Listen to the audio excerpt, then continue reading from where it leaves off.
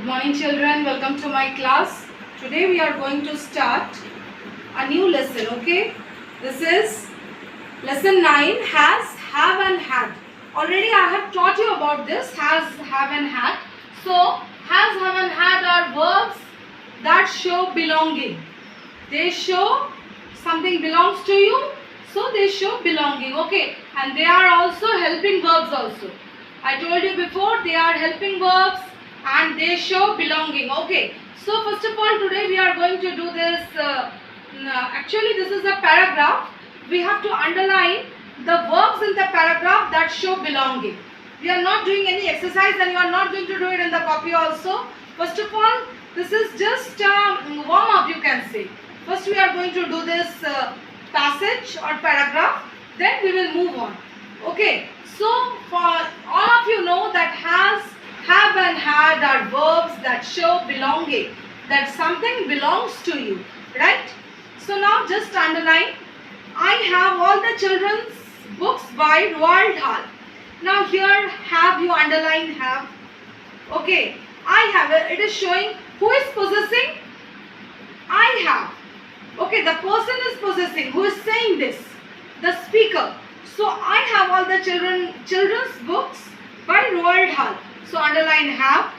He is my favorite writer. He has a great sense of humor.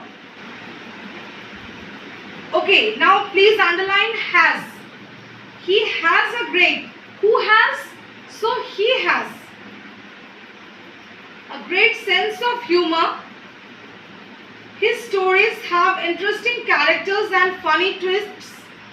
His stories have. So you underline have here. Whose stories have? So his stories have. Okay, here we are showing belonging. Please keep in mind. We are not going to underline all the verbs. Only the verbs which show belonging we are going to underline. So his stories have interesting characters and funny twists. So whose stories have? His stories have. So underline have here.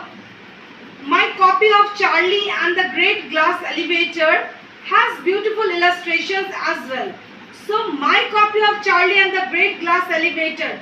Who has? My copy of Charlie and the Great Glass Elevator. Has. So underline has. Has is the verb here. His stories often have important messages written in them. Whose stories? So his stories you can say often have. Underline have. Okay. Did you know he had a job? Who had a job? He had a job.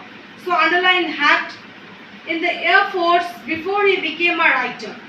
Did you know he had a job in the Air Force before he became a writer? So actually who had a job in the Air Force before he became a writer? He had a job. Had is the verb here. Okay. Now had is the past tense of has. You have to keep in mind that. Okay. Now you have learned that has, have and had are verbs that show belonging, right? The choice of the belonging verb depends on which time is being talked to. Now if I talk of the present time, I will use has. Okay. Now if I talk about the past, I will use had. Has will change into had. Okay. The boy has a car. If I say you the boy has a car, about which time am I talking to? I am talking about the present time. The boy has a car. Now if I say you the boy had a car, that means I am talking about the past. You have to understand that the boy had a car. So here I am using had. In the first sentences the boy has a car. That means the boy has a car. The car belongs to the boy. Okay, and I am using the present. I am using the present time. It is the sentence is in the present tense. In the second sentence, the boy had a car. The car belongs to the boy, but the sentence is in the past tense. Okay. Now you see here one thing you have to keep in mind, that the choice of the belonging verbs depends on which time is being talked about. That the time may be present or the time may be past. Who is speaking? And the number of people being spoken about. Who is speaking? that I have explained you the first person, second person and the third person you have to keep in mind. Okay, in the first person I, plural it is we. In the second person both the singular and plural it is you, and in the third person that is in singular it is he, she, it, and in the he, she, it, and in the plural it is they. So you have to keep in mind all these things. Okay, and the number of people being spoken about, and about how many people you are speaking. Okay, so you see here he, she, it singular nouns.